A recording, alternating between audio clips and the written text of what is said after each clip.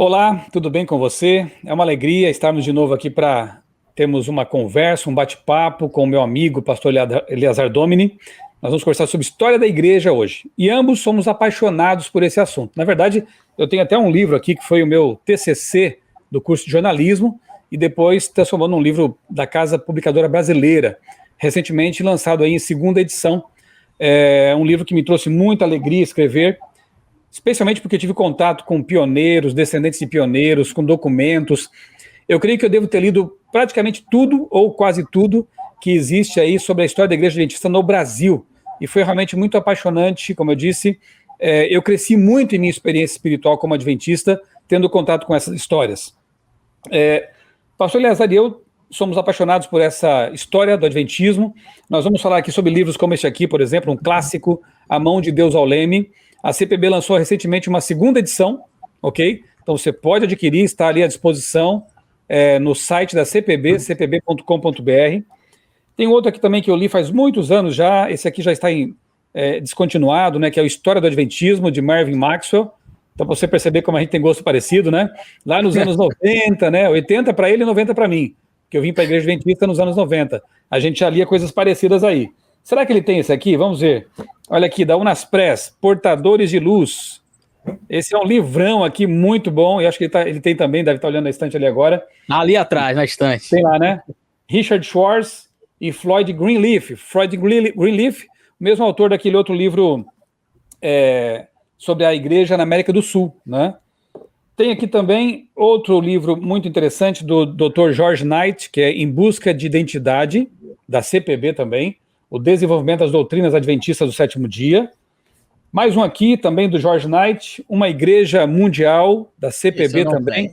E por aí vai, né? Tem muita coisa, muito material, e vale a pena estudar, conhecer isso aí, saber realmente como que o movimento adventista ele despontou no mundo, sua história, para perceber realmente como a gente se encaixa na profecia, como povo remanescente, como Deus tem conduzido, e como escreveu o pastor Enoque de Oliveira, nesse livro aqui, que nós já mostramos, né?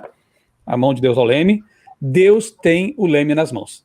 Pastor Enoque de Oliveira, brasileiro, ele trabalhou vários anos na Associação Geral da Igreja Adventista Sétimo Dia, foi um dos primeiros, né, brasileiros a ocupar um cargo ali administrativo na sede mundial da igreja. E esse livro aqui é simplesmente fantástico. Além de ser um livro sobre história, também é muito pastoral. O pastor Enoque, ele extrai lições espirituais dali, coisas que nós temos que aprender diretamente ou por contraste, né? Dos erros que os pioneiros, alguns cometeram, das apostasias também, ele é muito transparente aqui nesse livro, fala de apostasias, pessoas que abandonaram a fé, por quê? E o que nós temos que fazer para nos mantermos firmes no caminho da verdade. Antes de passarmos aqui para o primeiro bloco da nossa conversa de hoje, cujo tema é Kellogg, Wagoner, Jones, a história se repete. Pastor Eleazar, sua saudação aí para os amigos do seu canal, porque esse vídeo aqui vai para os dois canais, né? Michelson Borges e Fala Sério Pastor. Seu abraço aí para o povo que está nos assistindo. Olá, tudo bem?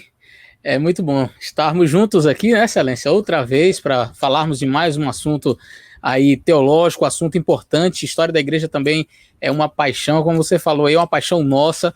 Nós realmente gostamos muito desse tema e eu espero que você que está aí do lado de lá assistindo possa crescer com o vídeo de hoje. Nós vamos apresentar algumas coisas que talvez você ainda não conhecia acerca da história destes três homens, não é? Então nós vamos falar um pouquinho de bastidores. Eu aproveito até para mencionar também uma literatura, esse livro aqui, olha, essa revista, na verdade, a Parousia, Minneapolis, 120 anos depois, da Unaspress. E é um material, assim, fantástico, falando sobre a conferência mais, eu diria, mais badalada da Igreja Adventista, sem sombra de dúvidas, a conferência de 1888 é a mais famosa da nossa igreja. Então, eu já fiz um vídeo, 1888, Minneapolis, alguma coisa assim, você pode procurar aí no meu canal, Fala Sério Pastor. Já aproveito para pedir a você que se inscreva aí no canal Fala Sério Pastor, também no canal do pastor Michelson Borges, se você ainda não é inscrito lá. Então, eu acredito que hoje vai ser uma bênção. Vamos lá, Excelência, vamos lá. Amém, amém. Pastor Eleazar, vamos fazer uma oração, né? Antes do nosso estudo aqui. Nós veremos aqui temas muito importantes, solenes. Eu diria assim, quem sabe se você que está nos assistindo aí agora é um adventista novo na fé, está há poucos anos na igreja, louvado seja Deus por sua decisão. Mas olha, é importante conhecer a nossa história, é importante, o apóstolo Paulo mesmo, lá em Hebreus capítulo 13, ele fala que nós devemos conhecer a história dos nossos pais espirituais, imitar a fé que eles tinham e, inclusive, a forma como eles morreram, ou seja, morreram crendo na esperança, na fé que eles tinham. Então nós temos respaldo bíblico e muito mais, claro, naquilo que Ellen White escreveu, né, porque ela diz assim, que ao recapitularmos a história passada, né, nós só temos motivos realmente para agradecer a Deus, porque ele tem conduzido esse movimento. Textos em que ela diz que a Igreja de Deus, embora débil e defeituosa, com suas falhas humanas, ela é a menina dos olhos de Deus.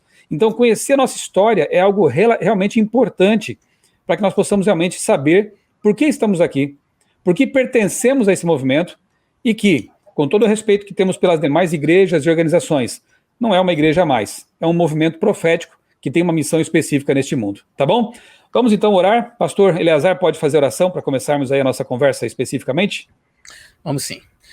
Nós te agradecemos, Senhor nosso Deus, pelas tuas bênçãos, te agradecemos por tuas providências em nossa vida. E agora, Senhor, nós estamos juntos aqui mais uma vez, eu e o pastor Michelson Borges, para nós estudarmos um pouco de um assunto tão importante. Nós vamos falar sobre a história da igreja, olhando para trás, vendo os exemplos do passado, exemplos de homens que foram usados pelo Senhor, mas que em algum momento desviaram-se do caminho, abandonaram a fé, saíram do barco.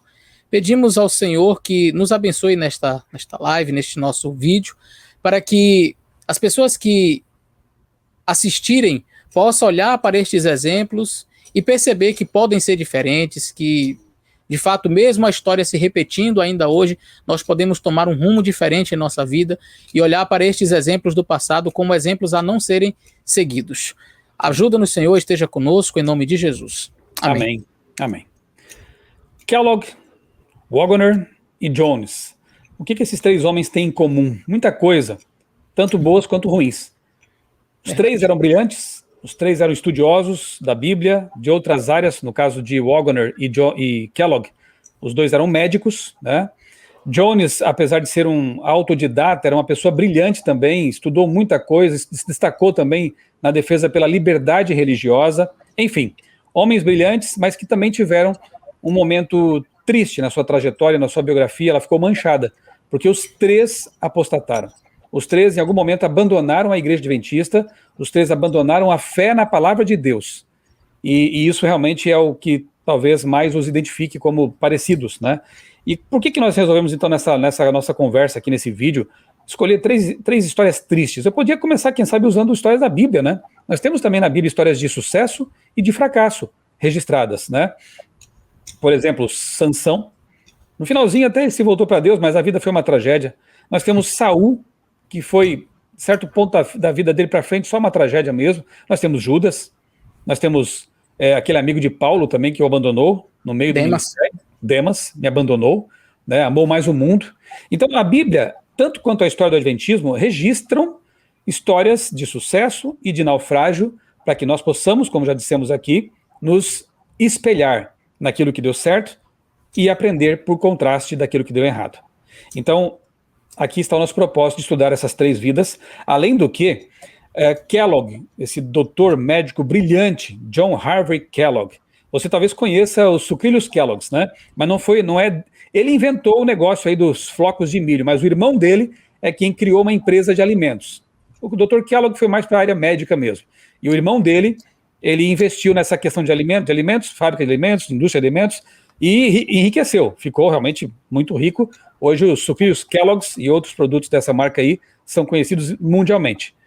Infelizmente, os dois brigaram a certa altura da vida e acabaram terminando, realmente morrendo sem se reconciliar. É uma história bem triste também nesse aspecto, mas enfim, não é o que nós vamos conversar hoje, não tem a ver com sucrilhos, né?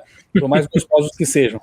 A questão é com o Dr. John Kellogg mesmo, um médico brilhante, um médico que não só foi um grande cirurgião, mas como também criou muitas patentes, né? Ele desenvolveu equipamentos médicos, inclusive lá nos Estados Unidos, né, em Battle Creek, ali no estado de Michigan, há uma vila histórica. Eu estive visitando aquele local em 2014. Fui lá pesquisar sobre a história da igreja, inclusive isso me ajudou muito ao escrever o livro Os Bastidores da Mídia, é outro livro. O livro A Chegada do Adventismo ao Brasil, e visitando ali lugares históricos, e tendo como guia ninguém menos do que o pastor Alberto Tim. Doutor Alberto Tim é um dos... ele é um associado lá do White State, né, o diretor associado do White State, na Associação Geral, na Sede Mundial da Igreja. Por muitos anos ele lecionou História da Igreja também aqui no NASP, no SALT, né, enfim, um grande homem de Deus e um grande acadêmico conhecedor da História da Igreja. Então eu quero mostrar para vocês agora, nós vamos agora exibir para vocês um pequeno vídeo. Eu fiz essa filmagem lá quando estávamos em Battle Creek. O pastor Tim faz ali em 2 minutos e um pouquinho uma geral, né, falando sobre a cidade, sobre Kellogg, sobre algumas crises que aconteceram ali. Então você vai assistir esse vídeo agora e depois nós vamos prosseguir aqui traçando a biografia de Kellogg e em seguida vamos conversar um pouquinho sobre Waggoner e Jones. Kellogg, só mais um detalhezinho antes de soltarmos aqui o vídeo, ele protagoniza uma crise teológica, ideológica, filosófica, que é conhecida, e é conhecida assim porque Ellen White a chamou assim, de apostasia alfa. E ela diz que haverá o ômega, né? Se teve o A, vai ter o Z, o ômega da apostasia antes da volta de Jesus. Portanto, é muito importante realmente conhecermos os meandros do que foi realmente essa apostasia alfa. Depois do vídeo, nós vamos conversar sobre isso. Battle Creek foi o centro do adventismo por várias décadas. Aqui nós tínhamos o tabernáculo de Battle Creek.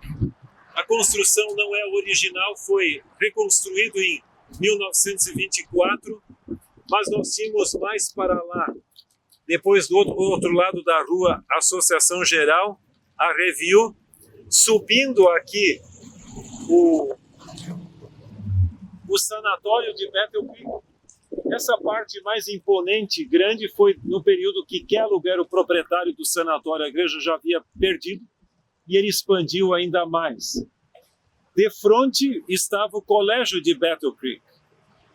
Essa concentração de instituições e de famílias adventistas aqui era algo que Ellen White não concordava. Ela dizia que nós tínhamos que nos espalhar para pregar o evangelho em diferentes lugares. Mas além de concentrar instituições e famílias adventistas, se concentravam problemas e fofocas, e até mesmo heresias. Dado a essa situação, em fevereiro de 1902, o sanatório de Battle Creek queimou. Mas, por sua vez, Kellogg não se abalou e simplesmente decidiu construir um novo sanatório muito mais imponente do que aquele. E, para isso, ele decidiu publicar um livro sobre saúde intitulado Templo Vivo, The Living Temple. E ali ele apresentou algumas de suas ideias panteístas. No final daquele ano, quando o livro deveria ser publicado, a Review pegou fogo. E, consequentemente, o livro não pôde ser publicado, mas ele avançou, publicando de qualquer maneira. Esse é um lugar onde nós aprendemos que vitórias nós podemos alcançar em nome de Deus se estivermos ligados a Ele. Mas quando não seguimos a orientação profética, nós podemos incorrer em desastres como ocorreu aqui. Dali para frente, a partir do início do século XX, a igreja foi mudando, ou relocalizando as suas instituições para diferentes lugares. Por exemplo, o colégio de Battle Creek foi para Barren Springs, onde hoje temos a Andrews, a Associação Geral para Washington, a Review and Herald para aquele lado também, o ponto de gravitação, ou o núcleo gravitacional da obra médica foi transferida, o núcleo foi transferido para o sul da Califórnia. Como você viu aí, então, Battle Creek realmente é uma cidade bem pequena, mas bastante significativa para a história do Adventismo. Aí você está vendo algumas fotos agora de locais assim especiais, né? Você vê aí, por exemplo, o Corpo de Bombeiros, que atendeu ao incêndio lá na editora Review and Herald. Você viu por quê, né? Eles resolveram, insistiram em publicar um livro panteísta de Kellogg com o título The Living Temple, ou seja, o Templo Vivo. Um livro com ideias totalmente contrárias àquilo que os adventistas ensinam com base na Bíblia.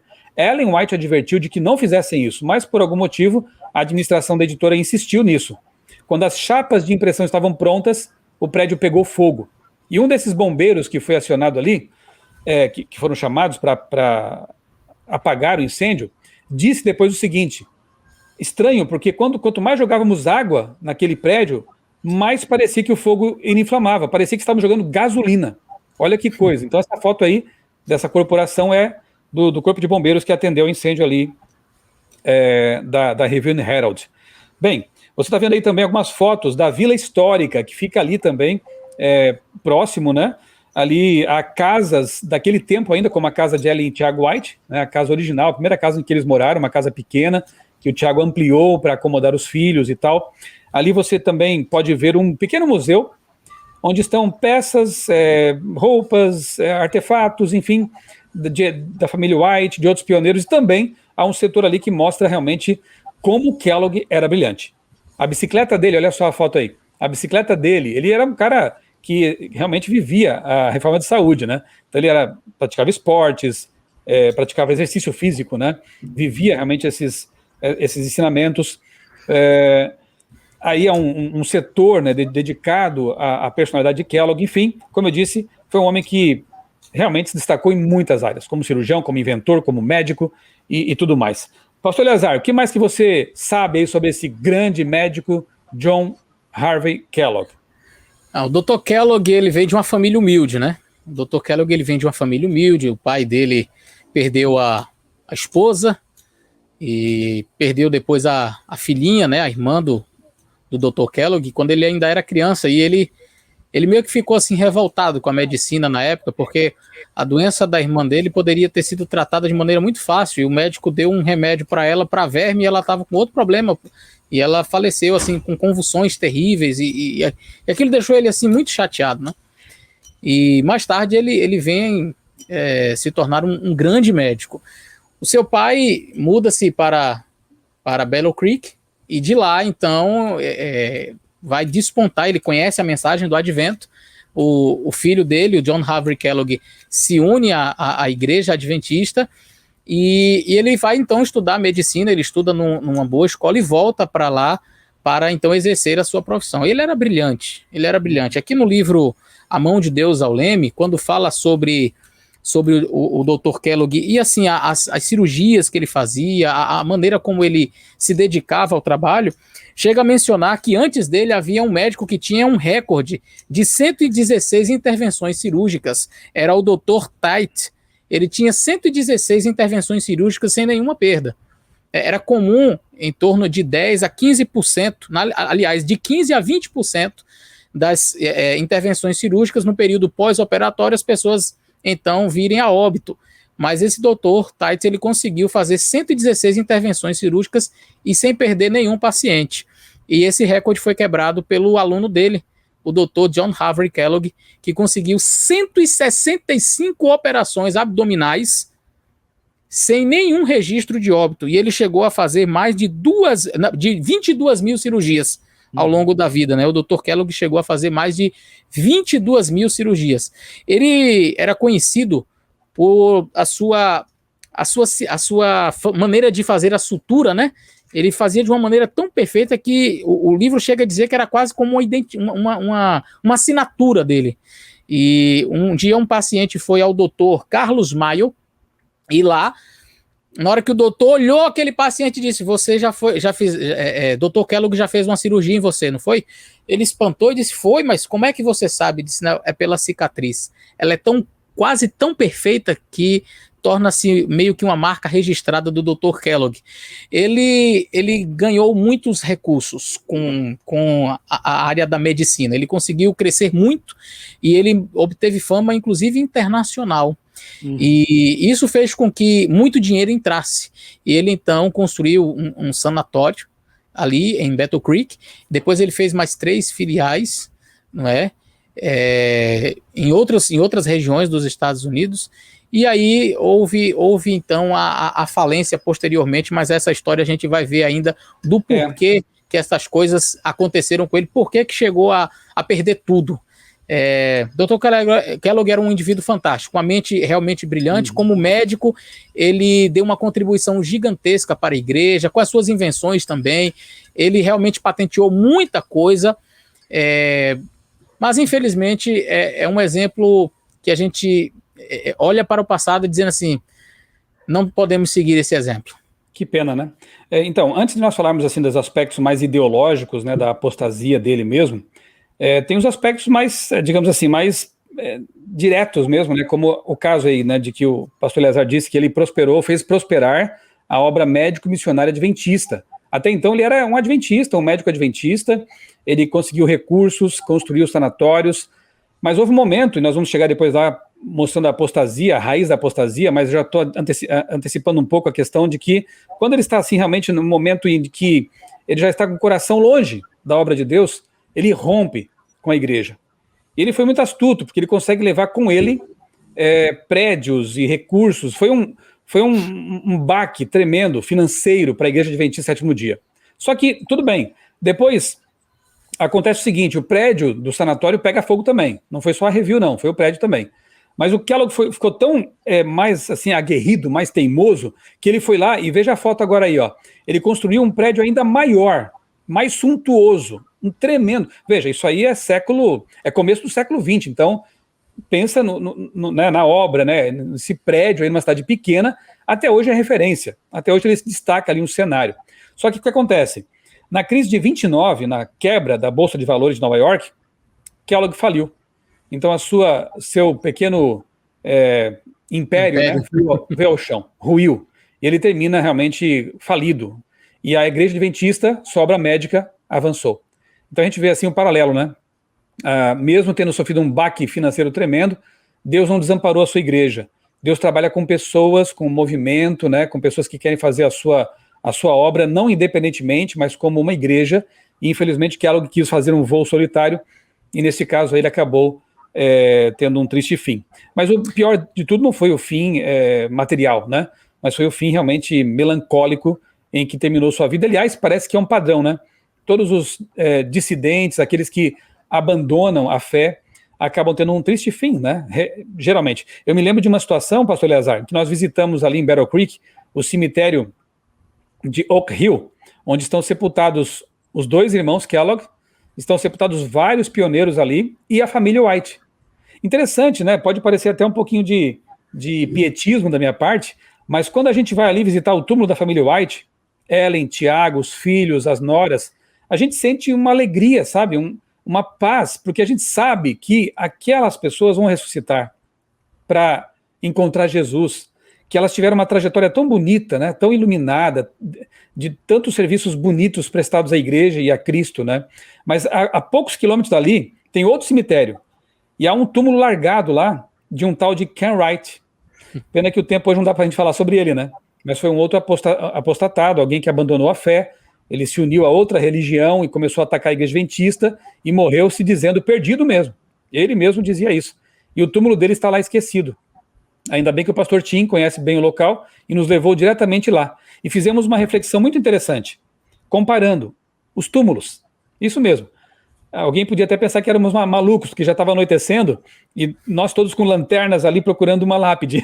Uma cena meio estranha, né, no cemitério, mas foi isso que a gente fez. Então, o pastor Tim fez uma reflexão muito bonita naquela ocasião, comparando o que nós tínhamos visto lá no cemitério de Oak Hill, aqueles túmulos, né, que nos traziam paz. Fizemos o pôr do sol lá, inclusive, né, lendo o último parágrafo do livro Grande Conflito. Foi emocionante, fomos às lágrimas. E depois visitando aquele túmulo já escurecendo ali, já à noite quase, de Ken Wright, de uma pessoa que apostatou, um herege e tudo mais. É triste isso, né? E é triste ver a trajetória também desses três homens que escolhemos para falar hoje aqui nessa nossa conversa. Quem sabe um outro dia a gente possa falar de outros pioneiros também, né? Já que esse assunto é tão interessante. Mas enfim, pastor Eleazar, quais foram as ideias que começaram a encontrar guarida na mente, no coração de John Kellogg, a ponto de transformar um médico adventista brilhante em alguém que passou a defender, inclusive, o panteísmo, ideias pagãs? Pois é. O Dr. Kellogg, na verdade, assim, o começo da ruína dele foi exatamente a fama. Orgulho. A gente vê que o orgulho, a mesma coisa que aconteceu com Lúcifer no céu, essa sementinha terrível foi plantada no coração. Ele começou a achar que ele era grande coisa. Porque Maior assim, que a igreja, maior que a igreja, né? sim, porque numa época em que a igreja não era nada ainda, a igreja estava começando. Ele conseguiu se destacar e ele conseguiu trazer tantos recursos para a igreja na época, através da obra missionária, médico-missionária, de maneira que é quase como se ele acreditasse que fosse um organismo à parte, sabe? Como se a igreja, assim, tipo, dependesse dele. Poxa, olha o que eu construí. Isso aqui é um império. Realmente ele chegou a construir basicamente um império. Eu me recordo que quando foi para comprar o terreno de Loma Linda, os pastores na época, os líderes, disseram assim: rapaz, esse lugar aqui é muito afastado. A senhora tem certeza, irmão White, é aqui mesmo o lugar? E antes que eles se dessem conta, ela já tinha efetuado a compra, porque o lugar era afastado da cidade, era um lugar assim meio deserto, e eles achavam que aquilo não ia prosperar. Kellogg faliu, o império dele foi ao chão. Vai em Loma Linda e você vai ver o que é o hospital adventista naquela cidade. O que são os adventistas. Inclusive foi feita uma reportagem pelo SBT Realidade mostrando que as taxas de mortalidade neste lugar são completamente diferentes do restante dos Estados Unidos. É o lugar onde o povo vive mais. As taxas de mortalidade não, de longevidade. As pessoas lá, elas vivem mais do que os outros americanos em outras partes ali. Essa reportagem do SBT, né? Ela foi baseada numa matéria de capa da National Geographic, acho que em 2005, se eu não me engano, né? Que justamente apontava aí as 3 populações mais longevas do mundo: japoneses de Okinawa, italianos da Sardenha e os adventistas de Loma Linda. Justamente ali onde o pessoal põe em prática realmente as orientações dadas por Deus através de Ellen White. Exato. Então, assim, o Dr. Kellogg, ele chegou a ver a igreja crescer, porque quando o Dr. Kellogg, ele saiu da igreja, né? Ele se desligou da igreja, ele levou consigo todos os seus prédios, enfim. E aquilo, como disse o pastor Michel, foi um baque muito grande, mas ele pôde, antes de sua morte, contemplar a ascensão médico-missionária da Igreja Adventista, enquanto os prédios, tudo aquilo que ele levou, veio à ruína. Mas o Dr. Kellogg, ele começou, então... Um detalhe, pastor Eleazar, que eu acabei não comentando, Sim. Depois da quebra de 29, sim, ele teve que vender esse prédio bonito que nós mostramos aqui a foto, né? Ele teve que vender para o governo. Hoje é uma repartição do governo que funciona ali. Olha que coisa. Exato. Pois é, então assim, a gente percebe que, olha, quando está nas mãos de Deus, prospera. Quando você acha que você é alguma coisa, que você pode tomar conta daquilo que é de Deus, pronto. Aí você meteu os pés pelas mãos. O Dr. Kellogg, somando a este, ele começou com este sentimento, e aí então ele começou a ter alguns pequenos embates com a liderança, né? Porque ele não concordava com os rumos. Quando você tem o recurso, quando você tem o dinheiro na mão, você quer meio que ditar como que as coisas têm que ser. E o Dr. Kellogg não aceitava certas orientações, não é? E ele começou, então, a questionar, por exemplo, as opiniões de Ellen White. Em algum momento ele dizia: olha, isso aqui que Ellen White falou é inspiração divina. Mas isso aqui, essa outra parte que Ellen White falou, isso aqui é humano, isso aqui é a parte humana, isso aqui não é divino, não. Então, ele começou a querer... Exatamente. Então, ele começou a ser agora o juiz de Ellen White. É ele quem diz o que é inspirado, o que não é inspirado. Isso aqui é inspirado. Isso aqui é apenas a parte humana. Qualquer semelhança com os dias atuais não é mera coincidência, não, tá? Mas sabe o que me chama a atenção também, pastor? Que isso aconteceria. O que chama a atenção também é o processo, né? Porque... Sim. Ele, na verdade, foi quase um filho para Ellen White. Ellen White aconselhou tantas vezes, né, o amparou, o ajudou e tudo mais. Ele a tinha como uma mãe, né? Sim. E no começo, ele acreditava realmente que o dom profético de Ellen White era genuíno, os livros dela eram, de fato, inspirados por Deus, né? Inspiração de pensamento, como a gente sabe e tudo mais. Só que, em algum momento, ele começa a fazer o que você disse aí, ele começa a relativizar. E aí... aceitar alguns textos, claro que aqueles que convinham, né, como inspirados, e dizer que outros textos eram, isso aí reflete apenas o pensamento humano, o pensamento dela, da liderança e tudo mais. Da liderança da igreja. E ele termina rejeitando completamente depois, né, o processo pelo qual muitos ainda hoje passam também. Exatamente. Então, ele dizia que, não, na verdade, a Ellen White está sendo influenciada pelos líderes da igreja, então ela escreveu isso aqui, não foi inspiração divina. E aí ele começou a trazer algumas ideias, assim, muito estranhas. E entre essas ideias veio o panteísmo, né? O Kellogg começou a defender de fato o panteísmo. Ele dizia que Deus é como o orvalho, que o Espírito Santo é como se fosse o vapor, e o outro é como se fosse a água. E ele começou a fazer comparações assim com a natureza. Deus está em tudo, tudo é Deus. E aí ali ele começou a desencaminhar. E essas teorias malucas do Kellogg influenciaram os seus companheiros dentro do hospital e médicos, também jovens teólogos brilhantes também, né? Exatamente. Ellen White chegou a ter uma visão onde ela via que alguns médicos tinham vergonha de se identificar como adventistas dentro do sanatório do Dr. Kellogg. Então chegaram, não, eles escondiam para dizer que não eram adventistas, eram médicos do sanatório, meio que eles já estavam querendo se desvincular mesmo, sabe? E Ellen White mandou uma carta séria dizendo, olha, essa obra é de Deus, vocês não têm que se envergonhar de serem chamados adventistas do sétimo dia. Então o Dr. Kellogg ele começou com essa visão aí panteísta, não é? Desmerecendo a divindade, e as ideias dele influenciaram, dele influenciaram jovens como Jones e Wagner, que foram indivíduos assim brilhantes, mas que pela influência do Dr. Kellogg se desencaminharam. Então, assim, eu diria que o Dr. Kellogg talvez tenha sido realmente uma das mentes mais brilhantes que a igreja já teve em termos na área da medicina, mas, infelizmente, permitiu-se dominar pelo orgulho. Ele chegou a dizer que Ellen White, apesar disso daí que você mencionou, de ser como um filho para ela, de tratá-la como uma mãe, enfim, ouvir os diversos conselhos dela, o Dr. Kellogg ele chegou a dizer que Ellen White tinha visões que eram resultado de seus ataques epiléticos, e aí ela então surtava e teria então essas visões, que não era resultado da obra de Deus, de uma obra inspirada. Ele chegou a se desencaminhar tanto a ponto de, depois de defender o panteísmo, depois de falar essas bobagens, ele chegou a tornar-se acredite, darwinista.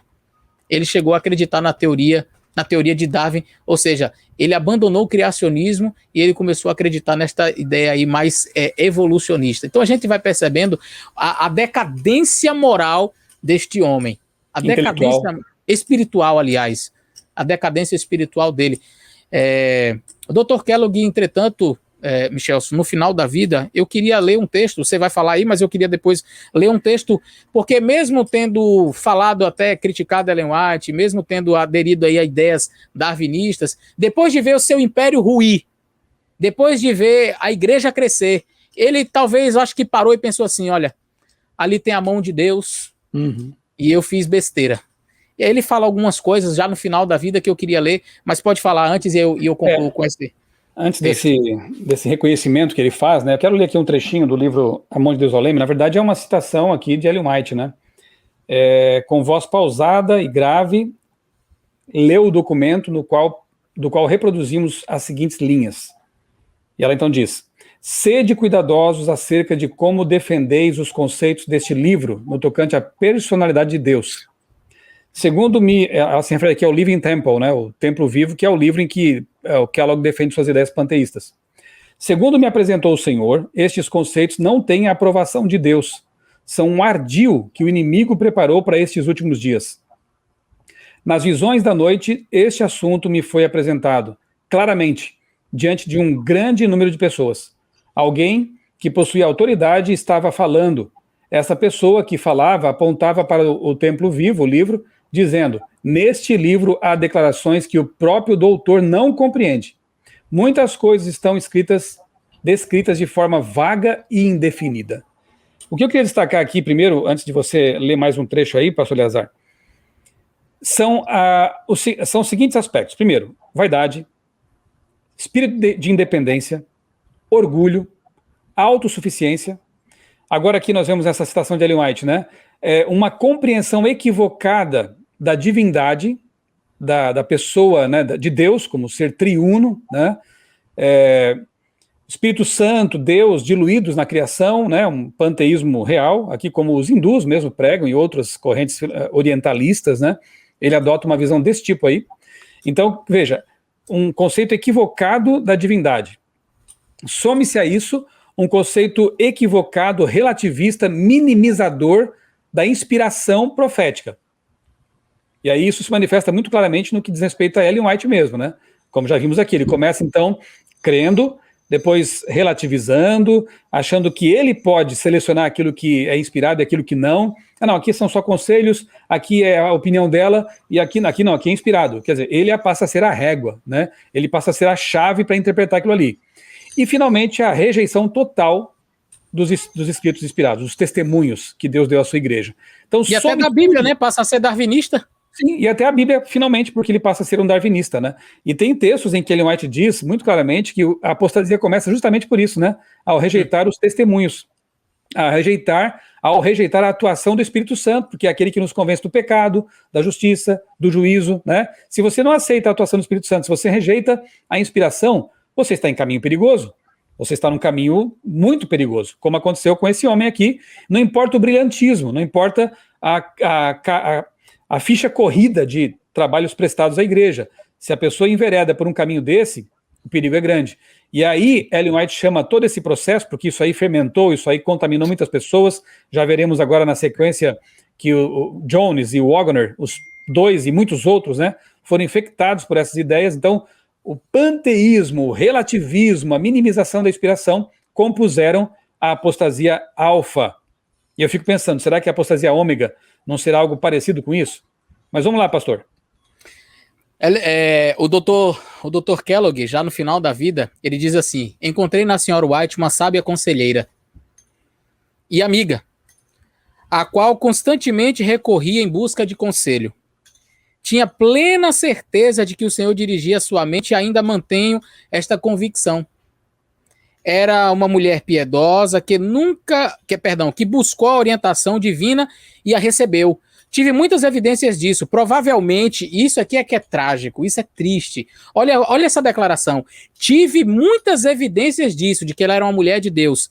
Provavelmente mais que qualquer outro homem jamais tenha tido. Aqui é muito foi dado. Aqui é muito foi dado. Pois é, você vê o mesmo caso de Judas, Sim. Tão próximo e não permaneceu fiel. Na humilhante experiência dos últimos 6 anos, a perda do gigantesco sanatório, né?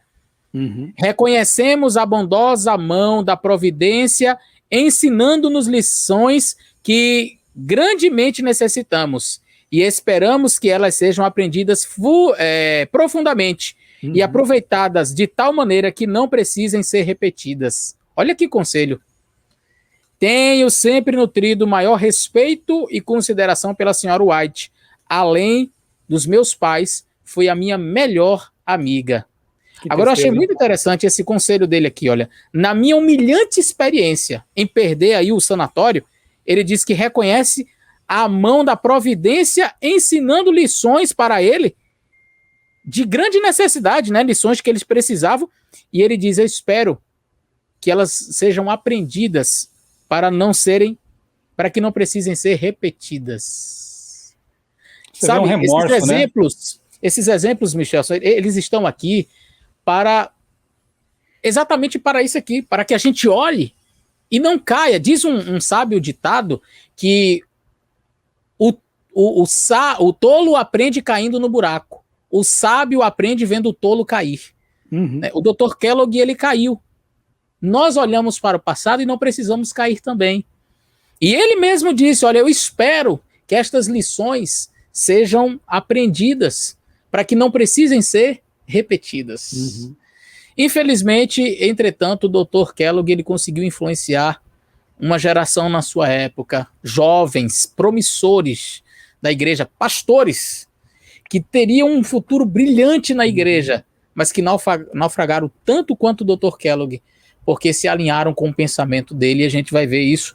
Pastor Eleazar, realmente a influência de Kellogg sobre outros, especialmente jovens, pessoas brilhantes, né, foi grande, mas eu queria ainda comentar 2 coisinhas mais que eu anotei aqui nas minhas leituras, nas minhas releituras, né? Por exemplo, em 1903, foi realizado um concílio da Associação Geral, e o pastor, que era o presidente da Associação Geral naquele momento, era o Arthur Daniels. E ele queria muito que essa reunião fosse dedicada ao assunto do evangelismo, que é justamente a missão principal da Igreja Adventista, né? Pregar o evangelho, evangelizar. E havia lá 10 defensores das ideias de Kellogg. E o que eles fizeram? Monopolizaram o assunto, o tema. E quiseram debater e tratar dos temas do livro do Kellogg, e foi realmente um grande estorvo ali para a obra de Deus. Ponto de reflexão. Quando essas pautas estranhas são trazidas, né, para dentro do Adventismo, isso atravanca nossa obra, né? Isso atrapalha ideologias, conceitos que vêm de fora e que não tem nada a ver com a nossa missão, eles acabam atrapalhando aquilo que realmente é o mais importante que nossa igreja tem que fazer, que é dar um recado que outros não estão dando, a pregação das 3 mensagens angélicas. Outra coisa que eu achei interessante aqui, pastor, é que apesar de esse momento crítico ter sido considerado como uma apostasia alfa, Ellen White falou assim, olha, e ela escreveu uma carta muito bonita, né, incentivando a igreja, incentivando o presidente, dizendo assim, olha, é um iceberg, é um muro de gelo forte, duro, mas não se acanhem, sigam em frente, rumem para frente, o barco vai bater no iceberg, vai balançar, alguns poderão cair para as águas geladas, poderá até haver avarias, mas o barco vai seguir em frente, o iceberg vai quebrar. Olha aí, décadas depois, a igreja segue firme e vai seguir firme até o fim. Não importa os icebergs que vêm pelo caminho. Então, essa experiência aqui é muito bonita, né? E outra coisa, finalmente aqui, né, nessas reflexões sobre Kellogg ainda, encerrando, havia naquele momento também meio que 2 grupos, né, antagônicos e muito parecidos com o que nós vemos hoje. Por exemplo, tinha o pessoal da carne santa, que é os que poderíamos chamar de perfeccionistas, né, a carne santa, sim, e do outro lado o panteísmo liberal, né, um liberalismo com relação à palavra de Deus. E me diga, pastor Eleazar, não é algo parecido com embates que vemos hoje em dia também, um grupo de perfeccionistas que está ali também trazendo problemas para a igreja, com ideias, com doutrinas, com ataques, e do outro um grupo de liberais teológicos, né, pessoal aí que, quem sabe, está até abraçando ideias da alta crítica, chaves hermenêuticas, limitando também a inspiração, como aconteceu com Kellogg, e também atacando a igreja. Olha que coisa, né, como a história se repete realmente. E eu aproveito do passado para a gente se espelhar nisso e poder avançar fazendo o que temos que fazer, que é pregar o evangelho. Eu aproveito, pastor Michelson Borges, para indicar um trabalho que eu fiz, um artigo que eu escrevi, e está publicado no seu site, no outraleitura.com.br. Você pode entrar lá, e você que está me assistindo pode entrar e pesquisar lá, Indiana, o Retorno. Ali você vai perceber, nós trabalhamos nesse artigo, as 2 faces de Indiana. Indiana parece que concentrava as 2 coisas juntas, né? O camarada, ele defendia a carne santa e ao mesmo tempo liberalismo. Então você vai perceber, então você vai perceber assim um negócio bem estranho. E a gente vê esse movimento aí hoje, né, separado, um grupo de radicais de um lado, perfeccionismo, pregando perfeccionismo, outro grupo falando aí de maneira liberal, né, tratando a Bíblia como se fosse um livro comum, um livro que contém a palavra de Deus. Não seria a palavra, não é a palavra de Deus. Bom, vai ser a palavra de Deus se ela se harmonizar com Jesus. Se não se harmonizar com Jesus, é só um registro histórico. Isso dizem aí essas mentes mais progressistas. E, claro, qualquer pastor sério, um pastor que não tem compromisso com a verdade, não, mas qualquer pastor sério, ouvindo uma pessoa dizer que a Bíblia não é a palavra de Deus, mas que ela contém e que ela se torna a verdade quando ela está falando de Jesus, mas se ela, em algumas partes, são apenas registro histórico, qualquer pastor sério vai alertar o povo. E é por isso que nós estamos aqui, para alertar, fazendo o trabalho que Deus nos pediu para fazer. Ok. Então vamos agora para os influenciados, né? Porque aquelas ideias, elas se espalharam. E precisamos, então, conversar um pouquinho sobre 2 jovens brilhantes, como já dissemos no começo, né? Foram também muito brilhantes. Um deles também médico, o Elliot Waggoner, e o outro, Alonzo Jones, apesar de ser um autodidata, também se destacou muito pelo conhecimento, pela defesa da liberdade religiosa, artigos que escreveu. Ambos foram pregadores. A própria Waggoner depois acabou deixando um pouco a medicina de lado para se dedicar mais à pregação mesmo, a escrever artigos, né? Eram brilhantes, deram tremenda contribuição para a igreja. Aliás, pastor Eleazar, vamos começar também, como fizemos com Kellogg, né? Começar pelo lado bom, pelo começo bom. Sim. Depois a gente avalia também o naufrágio deles, né? Qual foi o papel de Waggoner e Jones com relação à famosa, né, conferência de 1888 em Minneapolis. Se quiser falar um pouquinho sobre os dois também, o começo da história deles, e depois a relação deles com essa conferência, o que tem a ver uma coisa com a outra? Então, o pastor Wagner, ele foi um indivíduo, assim, muito inteligente, ele era bem diferente, né, de Jones. O pastor Wagner era mais baixinho, mais troncudinho, e era, assim, mais introspectivo. Neste livro aqui, a Mão de Deus ao Leme, chega a fazer um comparativo entre Jones e Wagner como Lutero e Melanchthon. Um era mais calado, mais retraído, não é? O Jones já era mais alto, mais sisudo e assim, mais extrovertido, mais falador. O Wagner, o pai dele trabalhou na Review and Herald, e ele também chegou a ser associado ali, escrevendo muitos materiais, muitos artigos, e ele começou a se incomodar com a super ênfase que a igreja estava dando, na época, a questão da lei. E ele começou a enfatizar, dar uma ênfase especial à questão da morte de Cristo expiatória na cruz, né, a cruz de Cristo, Cristo, justiça nossa, e nós somos justificados pela fé unicamente, sem as obras da lei. Bíblico, né? Ele estava sendo bíblico. E ele começou a escrever isso em artigos, e de maneira assim muito interessante.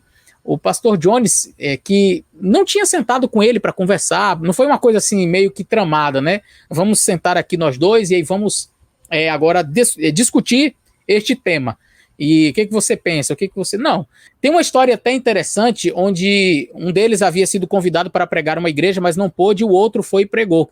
Na semana seguinte, aquele que deveria pregar na semana anterior pregou o mesmo assunto, sobre justificação pela fé. E aí o Jones perguntou: vem cá, o que o Wagner pregou lá na igreja para um irmão, né? Ele disse: olha, ele pregou a mesma coisa que você. Ah, mas o tema foi o quê? Justificação pela fé? Pregou o mesmo assunto, justificação pela fé. E a que conclusões ele chegou? Ele chegou às mesmas conclusões que o irmão chegou, usando inclusive os mesmos textos. Então, assim, eles estavam afinados, mesmo sem ter sentado para conversar. A gente vai perceber que, de fato, estes dois homens, eles fizeram brilhar na igreja adventista uma luz. Deus trouxe uma luz especial para eles, porque a igreja meio que talvez tivesse dado uma ênfase grande na questão da lei e esqueceu um pouco de enfatizar, de fato, aquilo que pode nos salvar. Não é? A lei, ela tem a sua importância? Tem, mas nunca para a salvação. Ela sempre será um resultado da salvação e nunca um meio para a salvação. A única coisa que de fato pode nos salvar é a justiça de Cristo, a justificação pela fé. E eles apresentaram isso de maneira brilhante. Agora veja, infelizmente, eu costumo dizer uma frase, pastor Michelson, que em 1888, os que estavam certos depois erraram. E os que estavam errados depois acertaram. E aí eu digo, os que acertaram erraram e os que erraram acertaram. Por quê? Porque a gente vai notar que todos os dois campeões nesse assunto da justificação pela fé, infelizmente, naufragaram. O Wagner, então, ele resolveu continuar os seus estudos acerca da justificação pela fé, mas ele avançou mais do que deveria no assunto. E ele acabou por defender, ele chegou a se mudar para Inglaterra, trabalhou ali um período. Depois ele vem a Battle Creek e começa a trazer uma nova luz. E nessa nova luz dele, que ele, depois de muito estudo, ele chegou a pregar, a falar sobre isso, ele falou de uma tal afinidade espiritual. Afinidade espiritual. O que dizia a afinidade espiritual? Presta atenção. Ele dizia o seguinte: olha, nós aqui estamos casados com uma pessoa, não é? Mas na eternidade, possa ser que Deus já esteja preparando outra pessoa para a gente estar casado lá no céu. A gente vai casar com outra pessoa. E a gente já pode viver aqui na terra as delícias do novo lar. Em outras palavras, a gente já pode ficar com a pessoa aqui que a gente vai viver lá. O nome disso é afinidade espiritual. Olha que luz. Tem outro nome para isso aí, mas eu vou me reservar o direito de não falar. Pois é. Então, essa ideia que ele trouxe foi uma ideia muito estranha.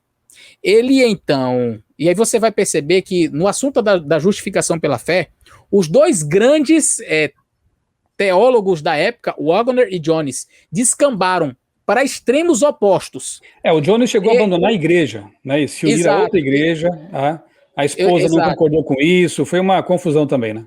Mas eu digo assim, teologicamente mesmo, eles foram diametralmente em oposição, porque o Wagner ele chegou a defender que você é salvo no pecado, enquanto que o Jones começou a defender o perfeccionismo, a não pecabilidade.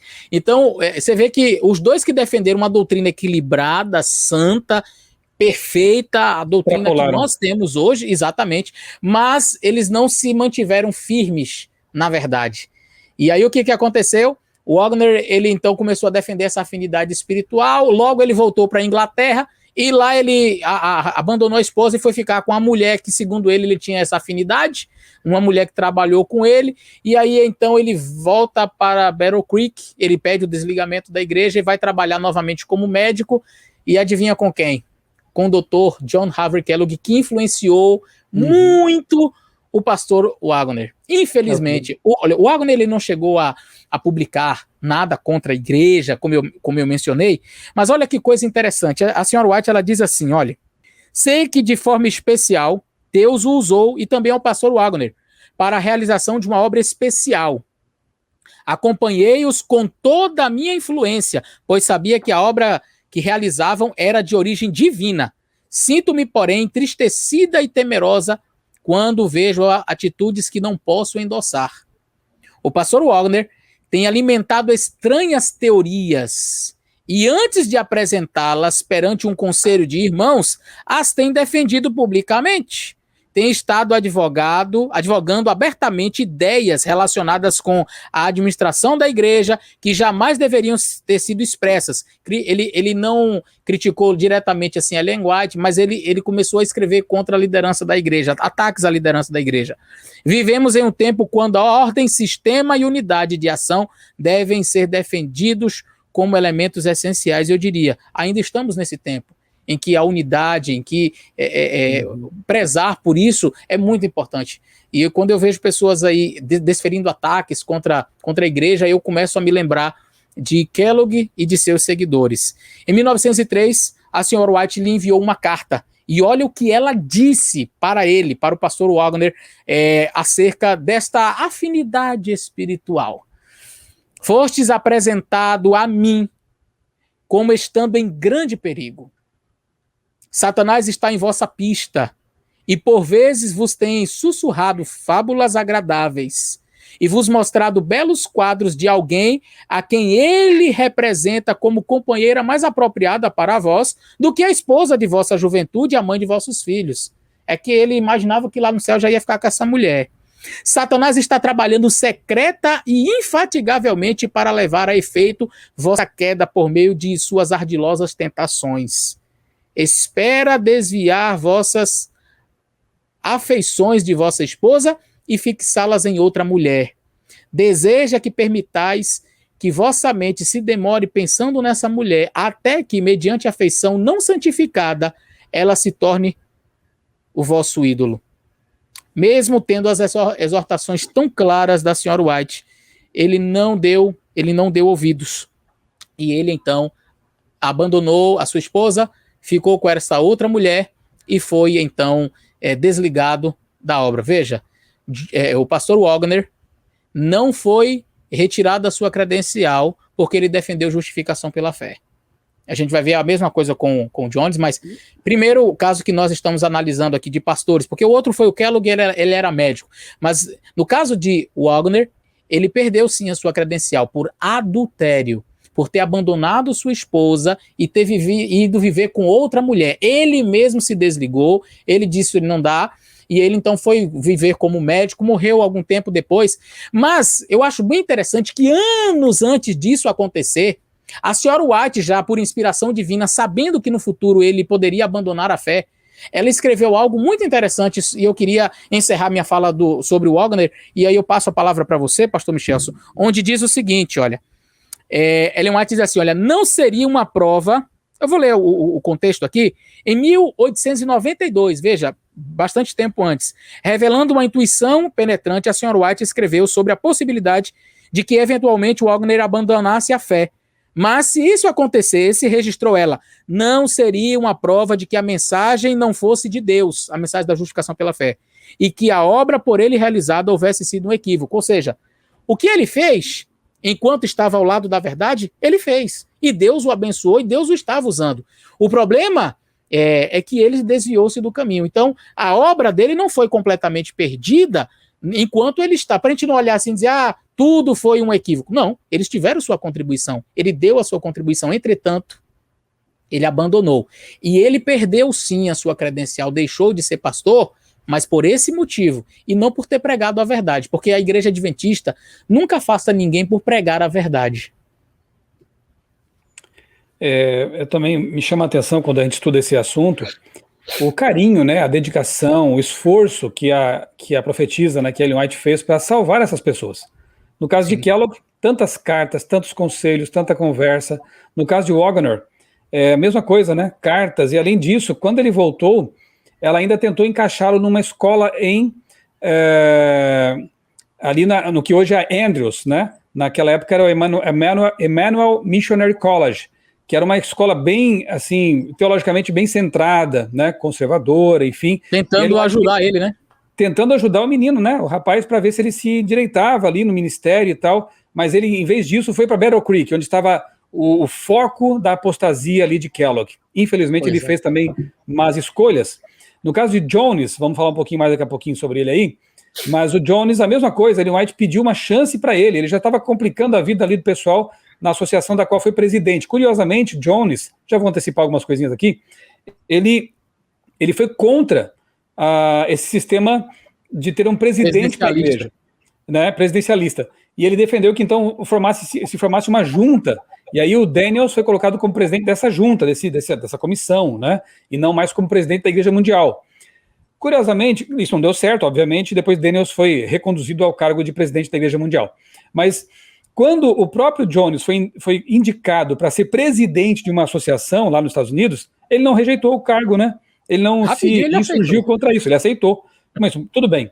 Ele foi péssimo, porque, como disse o pastor Eleazar, ele era um cara enérgico, era duro, né, com as pessoas, e todo mundo queria que ele fosse embora logo. Ellen White intercedeu, pediu para dar mais uma chance para ele, e o segundo mandato foi pior ainda. Então, assim, nós vemos que Ellen White tentou de tudo para salvar não só esses 3 homens, né, mas tantas pessoas que a gente sabe pela história, né, mas como estamos tratando dos 3, ela fez de tudo. Aqui nesse livro, Em Busca de Identidade, do historiador George Knight, nós lemos aqui algumas coisinhas aqui sobre a questão do envolvimento, né, de Jones e Waggoner, também com as ideias panteístas de Kellogg. Olha que coisa, né?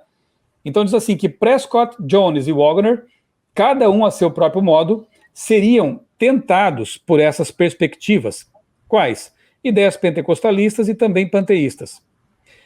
Prescott e Jones, cuja última afiliação religiosa foi com um grupo de pentecostais glossolálicos, observadores do sábado, se inclinaram para a ala pentecostal da teologia do espírito, movimento de santidade, enquanto Waggoner foi atraído pelo panteísmo. Olha só. Na página 117, ele fala também que no início do século XX, ensinos falsos ou impróprios sobre o Espírito Santo, olha aí, geraram 2 problemas bastante diferentes na igreja.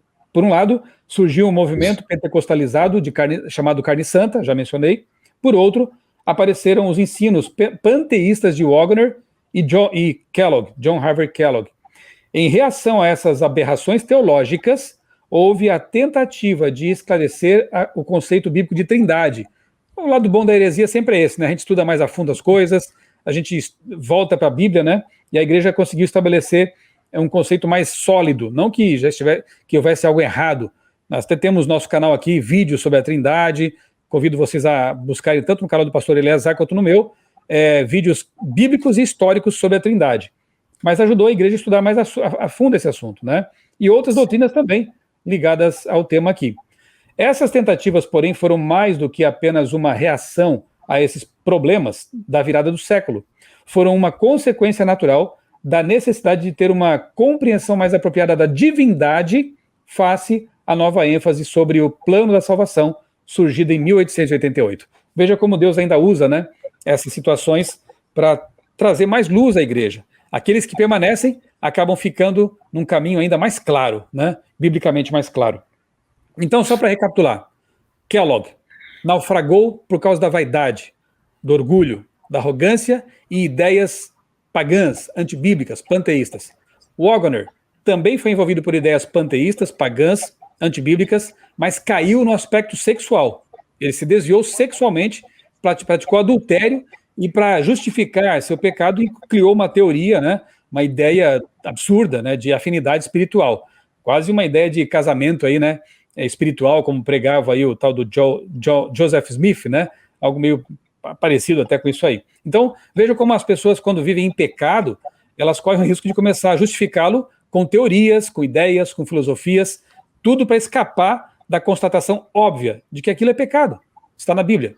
A Bíblia diz assim, mas ele tem que dizer, não, a Bíblia não diz bem assim. Vamos ver aqui uma interpretação secundária para justificar. E isso independe, olha, não atinge só este aspecto, atinge várias áreas da vida, inclusive outros aspectos sexuais. Então a pessoa, ela quer ir distante de um propósito que Deus estabeleceu no Éden, não é? De que o homem teve a ter um casamento com uma mulher, um casamento heterogâmico, que é o que a gente vê ali estabelecido por Deus. Então o que o indivíduo vai fazer? Não, ele quer casar com outra mulher.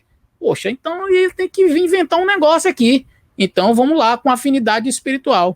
Você vê que é heterogâmico e monogâmico, né? E esse pecado, ele atinge tanto heterossexuais quanto homossexuais, de igual maneira. Exato. Né? Exato. E aí agora o indivíduo, não, mas eu quero fazer diferente do que a Bíblia diz. Então, na época de Jones e de Waggoner, ele criou a afinidade espiritual. Hoje tem outros nomes para desvios nessa área, né? Desvios sexuais. Aí você tem chave hermenêutica, né? Alta crítica, que também ajuda, né? As pessoas, não, eu quero, mas eu não quero fazer do jeito que está na Bíblia. A Bíblia ensina de um jeito, mas eu quero fazer diferente. O que eu vou fazer?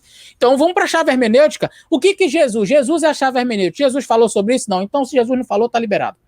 Entendeu como Jesus é que nunca condenou a poligamia, talvez, né? Embora ele tenha ele tenha repetido o conceito de casamento entre homem e mulher, né? Ele fala isso, mas nunca falou claramente sobre a poligamia. Então, acho que eu posso me envolver no tal do poliamor. Está na moda hoje também, né? Exato. E, inclusive, foi até recentemente, foi feita a justiça aqui, acho que no Rio de Janeiro, reconheceu o trisal, né? Como eles chamaram. É um homem que casou-se ali com duas mulheres. Então, baseado na chave hermenêutica. Então, a questão, Michel, ela é muito profunda. Nós não podemos colocar as nossas vontades pessoais acima do que está escrito na palavra de Deus. A gente não pode criar uma teoria para fazer a Bíblia dizer o que ela não está dizendo. E aí, não é uma questão de a gente estar aqui, vocês querem defender a sua verdade e está usando a Bíblia para isso. Não, nós estamos deixando a Bíblia falar, deixa a Bíblia falar, deixa ela dizer, e a gente segue o que está ali. Agora, quando a gente quer, não, veja bem, o que está por trás aqui, não, o que está na entrelinha, aí vem contexto disso, contexto daquilo, e você começa a tentar desmanchar a Bíblia de tal forma que ela, até que depois de surrar muito a Bíblia, de espancar bastante a Bíblia, aí fala, aí a Bíblia, coitadinha, querendo dizer a verdade, mas você está obrigando ela a dizer o que ela não quer. Eu fico imaginando realmente uma sessão de tortura com a Bíblia, sabe? Tentando realmente acabar com a palavra de Deus para que ela diga o que ela não está dizendo. E quando eu vejo pessoas defendendo o que o Waggoner, por exemplo, dizia, essa ideia de afinidade espiritual, é uma forma de desvencilhar, ou melhor, de talvez fazer a Bíblia dizer o que ela não está dizendo. Quando eu vejo pessoas fazendo isso hoje, eu digo, puxa, será que aquele passado, será que aquilo que a gente viveu lá, nossa história no passado, não está acontecendo de novo? Será que essa crise alfa, produzida por Kellogg e por seus seguidores, não está sendo repetida hoje, o que seria o ômega da apostasia? E, pastor, eu volto a enfatizar, na base da crise, nós vemos o quê? O desprezo pela inspiração, né? Pela palavra que é toda a escritura inspirada por Deus, e, consequentemente, o desprezo pela atuação do Espírito Santo, que é aquele que nos convence dos nossos pecados, dos nossos caminhos errados. Então, na base da apostasia alfa estavam a descrença nos testemunhos, na inspiração de Deus, começando por Ellen White, avançando pela Bíblia, e segundo, o desprezo pela orientação divina por meio do Espírito Santo. Inclusive uma concepção equivocada da divindade. Então, se o ômega for parecido com o alfa, nós veremos, quem sabe em mais larga escala, esse tipo de coisa acontecendo novamente. Por isso que é importante pregarmos, ensinarmos, estudarmos a respeito do que nós cremos sobre inspiração. O que é a Bíblia? Nós amamos realmente a palavra de Deus e vamos permitir que ela nos oriente? Ou vamos viver um cristianismo que vai, como disse o pastor Eleazar, recortar, esmurrar e minimizar, né, o papel das escrituras? Pastor Eleazar, e para a gente caminhar aqui para o encerramento da nossa conversa, Jones, o que mais podemos falar sobre ele, né? Lembrando que ele também... Olha, uma coisa que tem que ficar bem clara, a igreja nunca deixou de reconhecer o papel dessas pessoas. Tanto é que, olha só, todos esses livros que a gente mostrou para vocês, né, de história da igreja e outros mais, todos eles trazem o papel desempenhado por Waggoner, Jones, mesmo Kellogg, né, nos momentos áureos em que eles estavam alinhados com a vontade de Deus e com a igreja de Deus. Não deixamos de reconhecer isso, né, faz parte da história, tanto quanto faz parte da história personagens bíblicos que deram grande contribuição e depois acabaram naufragando também. Porém, talvez alguém possa questionar, mas por que a igreja, então, não divulga mais as obras dessas pessoas? Eu pergunto, para quê? Né? Para quê? Se aquilo que eles fizeram de bom já está registrado, já está ali como contribuição efetiva, mas o que veio depois realmente é apostasia, é desvio da fé, é uma vida que não condizia com aquilo que pregaram no passado. Então, realmente, não há por que divulgar-se mais, a não ser por um fator histórico, né?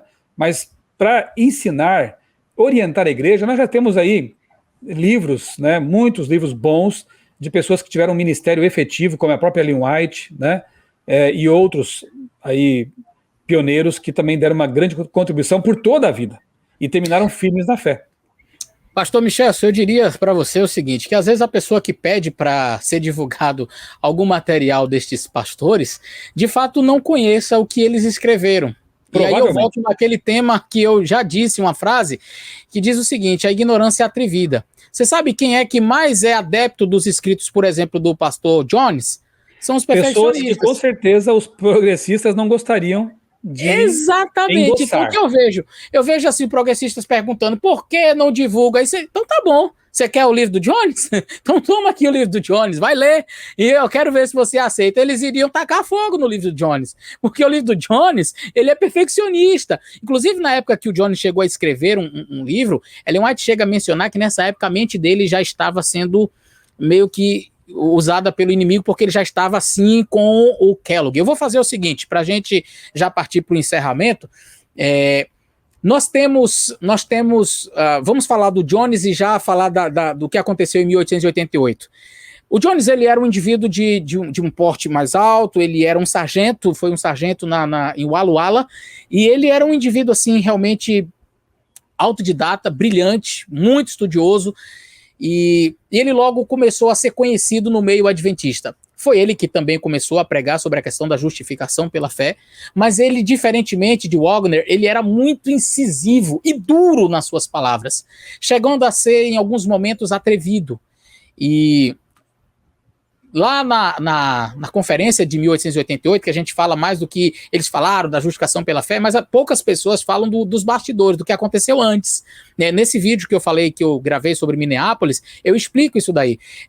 Houve meio que uma prévia da Conferência Geral de Minneapolis, e eles discutiram alguns assuntos ali, e um dos assuntos era extremamente trivial. Veja, o Waggoner e Jones já vinham escrevendo há algum tempo sobre o assunto, então já havia, algumas farpas já haviam sido trocadas aí ao longo do tempo. Chegou lá no momento em que foi questionado sobre os 10 reis, ali das visões de Daniel, e quem que deveria compor ali aqueles 10 reis? A visão tradicional que a igreja adventista defendia era de que eram os hunos, mas aí o Jones, ele chega a dizer que não, que seria provavelmente os vândalos. Resultado. O pastor Smith, o Wright Smith, ele chegou a mencionar que, olha, segundo os teólogos tal, ele foi mencionando os teólogos, essa aqui é uma visão mais aceita, a visão de que fosse, então, os hunos. Só que aí ele disse, olha, eu não quero, entretanto, ser incisivo, não quero dizer que a minha palavra é a final. E aí passou a palavra para o Jones, e o Jones, mais novo do que o pastor Smith, ele era bem mais novo, ele foi bem atrevido, ele diz, olha, eu não quero, eu vou parafrasear, mas ele disse mais ou menos assim, eu não quero ser responsável pela ignorância do pastor Smith, se ele não sabe a resposta, eu sei, não são os hunos não, são os vândalos. E aí o pastor Smith também tinha um temperamento forte, ele ficou assim, vamos dizer ali, vermelho, e ele chegou a se ausentar, ele diz, olha, eu não vou aqui ficar discutindo com um moleque, né, com um menino. E houve um clima, assim, bem tenso, de maneira que quando a comissão da Associação Geral ali se reuniu, né, a Conferência Geral se reuniu em 1888 para tratar de outros assuntos, e aí entrou a questão da justificação pela fé, um grupo já estava meio travado, por quê? Por causa dessa atitude imprudente do Jones. O pastor Jones, então, apresentou a doutrina da justificação pela fé junto com o Wagner e a conferência ficou meio que dividida. Ellen White tomou o partido dele, do Jones, e endossou aquilo que ele estava pregando, porque era a verdade, apesar da forma imprudente, da maneira imprudente como ele estava fazendo.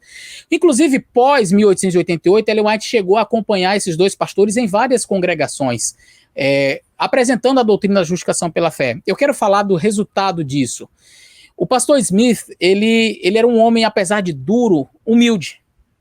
E o que faltou nos demais, né? O Kellogg, a gente já viu que ele era arrogante, orgulhoso, prepotente, e as mesmas características se aplicam ao Jones. O pastor Smith, apesar de ser um indivíduo duro, ele não era uma pessoa arrogante, orgulhosa, tanto que, posteriormente, Michel, numa reunião, ele pede perdão pelo que aconteceu em 1888. E ele fez questão de fazer isso mais de uma vez. Ele chegou numa outra reunião e disse, gente, agora que tem todo mundo, eu quero pedir perdão, eu quero me retratar daquilo que eu falei. Pouco tempo depois, o pastor Trevor Jones, ele assumiu a posição que era do Ray Smith, que ele era o redator-chefe da Review and Herald, e o pastor Alonso Trevor Jones assumiu a posição do Ray Smith. E o Ray Smith ficou como associado dele. Já pensou que situação? Se fosse o contrário, se o Jones estivesse na posição, tivesse que abdicar da posição para que o Ray Smith assumisse, provavelmente o pastor Jones não aceitaria ser subordinado dele. Mas o pastor Smith foi subordinado dele por um tempo. Entretanto, o pastor Jones, com a sua imprudência, ele continuou dando ênfase ao assunto, mas de maneira assim tão forte e, diríamos assim, com uma ênfase desnecessária, que Ellen White chegou a escrever para ele o seguinte: estava eu assistindo a uma reunião, estando presente vasta congregação. Em meu sonho, estáveis apresentando o assunto da justificação pela fé, não é? Da fé e da justiça imputada de Cristo. Repetíeis várias vezes que as obras de nada valiam, que não havia condições. O assunto foi apresentado de maneira que, os espíritos seriam confundidos, não recebendo a correta impressão quanto à fé e às obras, e resolvi escrever-vos. Afirmais esta questão com vigor exagerado. Veja, ele apresentava, mas com vigor exagerado. Há condições para recebermos a justificação e santificação e a justiça de Cristo. Sei o que quereis dizer, mas deixais uma impressão errada nos espíritos. Conquanto as boas obras não salvam alguma pessoa, né, não salve ninguém, é impossível que uma única alma se salve sem as boas obras. Então, Ellen White, ela começa a tratar com o Jones, olha, seja mais equilibrado, para de fazer isso. Pouco tempo depois, pastor Michelson, do que aconteceu em 1888, Ellen White, ela foi como missionária para a Austrália. E lá ela fundou o Avondale College, ela fez um trabalho fantástico. Mas na ausência dela ali nos Estados Unidos, levantou-se uma mulher por nome Anna Phillips, dizendo ser a nova profetisa da igreja. E adivinha quem caiu na cilada dela? Pastor Jones. E o pastor Jones chegou a dizer que esta mulher era a nova profetisa da igreja.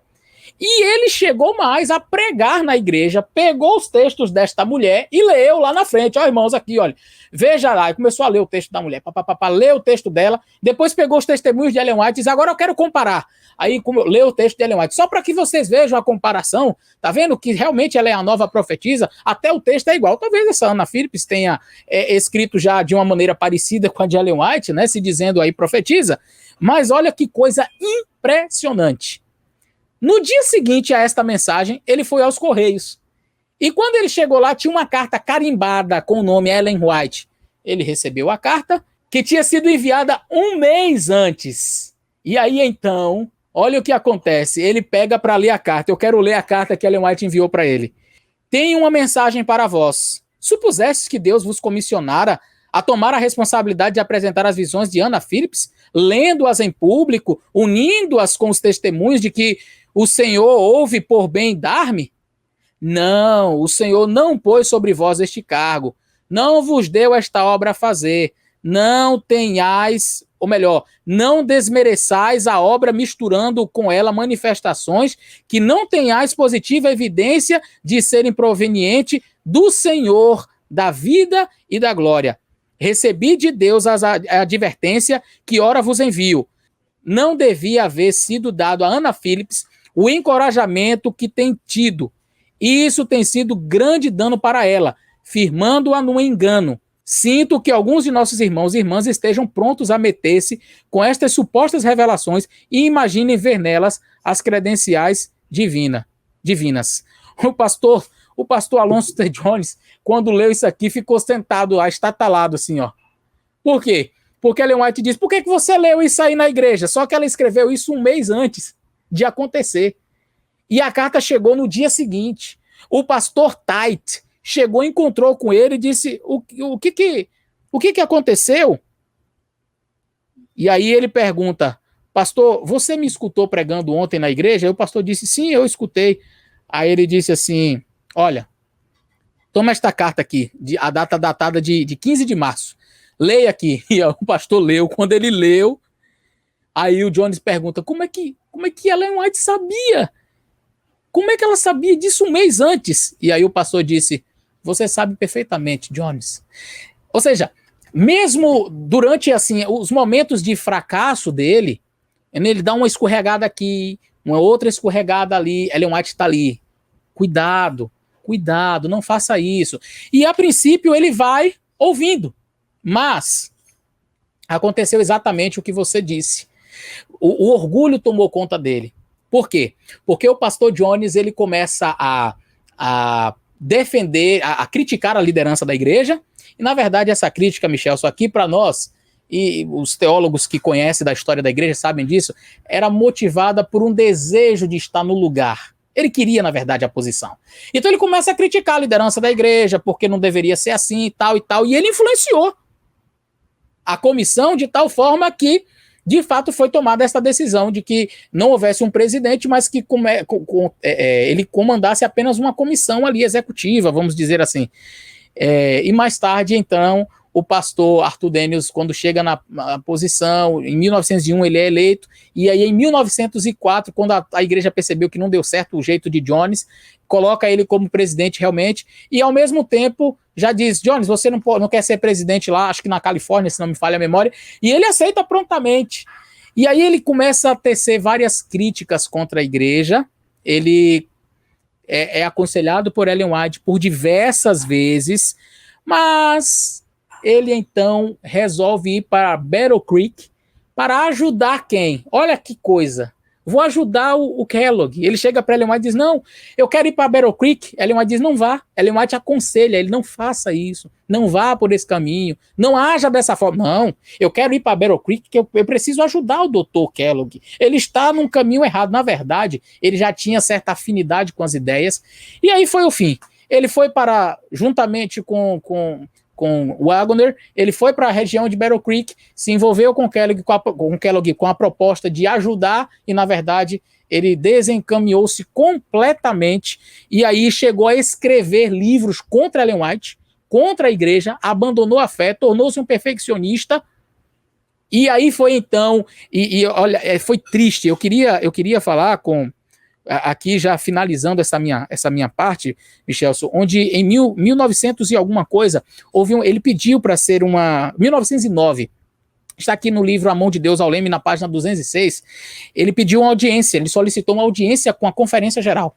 Reuniram-se ali todos os líderes e o pastor Arthur Daniels estava lá. O pastor Arthur Daniels fez o que nós fizemos aqui, exaltamos as contribuições que eles deram, né, como ele foi importante para a obra e tudo mais. Mostrou, né, o que de fato, o passado, olha, você trouxe essa mensagem e tudo mais, mas disse, olha, entretanto, você tem andado por caminhos que não que não deve. E aí deu aquele aconselhamento, estendeu a mão e ele disse as seguintes palavras: venha, irmão Jones, venha, tipo assim, volte para casa, estamos aqui para te receber. Olha como era. Eu não vejo a igreja diferente, pastor Michelson.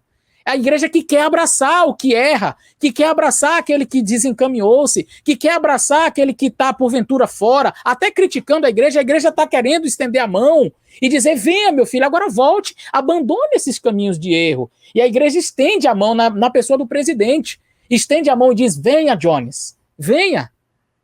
Ele levantou-se e disse que todo mundo estava chorando. As pessoas estavam emocionadas, imaginando: agora Jones vai voltar, vai parar de falar mal da igreja, vai voltar para os caminhos do Senhor e teremos esse grande teólogo ao nosso lado outra vez. Ele levantou-se e o pastor Arthur com a mão levantada, esperando para cumprimentar, e de repente Jones se assenta e fala 3 vezes: não, não, não. Triste. Que triste. Ele abandona a fé, vai para uma outra igreja. A sua esposa, como o pastor Michelson disse, não o acompanhou, naufragou na fé, morreu fora dos caminhos do Senhor, juntou-se com o Dr. Kellogg e tornou-se um inimigo da igreja. Alguém que trouxe tanta luz. Este pastor Michelson também perdeu a credencial por apostasia, por defender panteísmo, por defender as ideias do Kellogg, por defender perfeccionismo, por voltar-se contra a igreja, por escrever um livro contra Ellen White, por descrever ataques ferrenhos contra a liderança da igreja. Por isso, ele perdeu a sua credencial. Ele mesmo não queria mais... as práticas dele já estavam realmente... E assim, dá até a impressão de que quando ele solicitou, né? Não, poxa, ele quer voltar. Solicitou uma reunião, mas ele solicitou a reunião para falar o que ele pensa, e quando a igreja disse: queremos você de volta, nós só queremos que você abandone os seus caminhos, ele disse não. 3 vezes. E sabe, pastor Michelson, existem pessoas assim hoje, sabe? Elas querem ser ouvidas, querem falar, fazem até um barulho, criticar a igreja, né? Vamos fazer vídeo criticando a igreja, vamos escrever carta para falar contra a liderança da igreja, vamos mandar material aqui, espalhar material na internet criticando a igreja, queremos ser ouvidos. E a igreja pode até dizer assim: tá bom, fala, agora nós queremos que você volte, pare de fazer isso, queremos você aqui conosco, mas sem esse espírito de crítica. E sabe o que a gente tem percebido, pastor Michelson? É que infelizmente muitas dessas pessoas agem exatamente como Jones. Não. Elas só querem ser ouvidas, mas elas não querem ouvir. Elas só querem clamar, gritar contra a igreja, mas não querem abraçar a igreja, não querem segurar na mão da igreja, como deveria ter feito o pastor Jones. Infelizmente, essas pessoas agem da mesma forma. Não, o pastor Jones, ele não perdeu a sua credencial por defender a verdade. Ele não perdeu a sua credencial porque defendeu a justificação pela fé lá atrás. O pastor Jones perdeu a sua credencial porque ele, infelizmente, andou pelos caminhos errados, da mesma forma como Wagner, da mesma forma como Kellogg. São exemplos a não serem seguidos. Infelizmente, como você introduziu este nosso vídeo, Kellogg, Jones, Wagner, a história que se repete. Temos visto isso, pastor Michelson, hoje. O que você me diz? Eu só digo que não há nada de novo debaixo do sol, né? Infelizmente, o ser humano, ele é o mesmo, suas inclinações, suas falhas, suas tendências, e todos nós somos sujeitos ao vírus da vaidade, do orgulho, da autossuficiência, da arrogância, dos desvios sexuais, como aconteceu com Wagner, desse desejo de supremacia, como aconteceu com Jones, e de não querer trabalhar em comunhão com a igreja. Como disse o pastor Eleazar, só querer falar e não querer, não querer ouvir. Todos nós somos sujeitos, somos frágeis, somos suscetíveis e precisamos tremendamente da orientação de Deus, da guia do Espírito Santo e de humildade para reconhecer quando erramos também.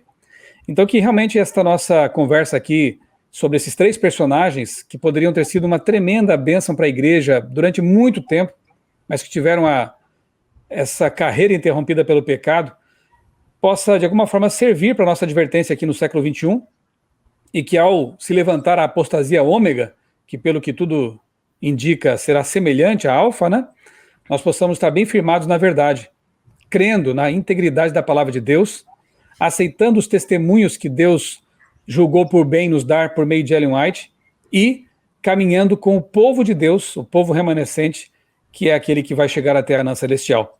Eu vou deixar também com vocês uma indicação, vá ao meu blog, outraleitura.com.br, coloca no buscador assim, ó, Esperança para a Igreja. Eu gosto desse post, desse texto que eu escrevi, com várias citações de Ellen White, em que ela fala que essa é a igreja, esse é o povo, que chamá-la de Babilônia, achar que você pode ingressar num outro movimento como fez Jones e estar correto nisso, é a maior falha, é o maior erro que se possa cometer. Então, débil e defeituosa como possa ser, precisando de repreensões e de correções, mas Ellen White diz que Deus porá tudo em ordem. Amém. O que temos que fazer nós, então? A nossa parte. Pregar o evangelho, fazer o melhor para que a igreja seja um bom ambiente, estender a mão acolhedora, como fez Daniels, né, para os errantes, e orar por todos, por nós mesmos, por aqueles que estão na linha de frente, apoiar a igreja em sua missão. É isso que temos que fazer. E aí, com certeza, teremos um fim maravilhoso, como outros pioneiros tiveram também. Pastor Eleazar, muito obrigado aí por sua participação, por sua parceria, né? Estamos aqui em 2 canais e é uma bênção poder unir forças nesse momento. E também fica aqui o estímulo para que você conheça a história da igreja, leia bons livros sobre isso, né? Para que nós imitemos os bons exemplos e, por contraste, aprendamos dos maus exemplos e não cometamos os mesmos erros. Vamos terminar como começamos, com uma oração? Convido vocês, então, a orar conosco.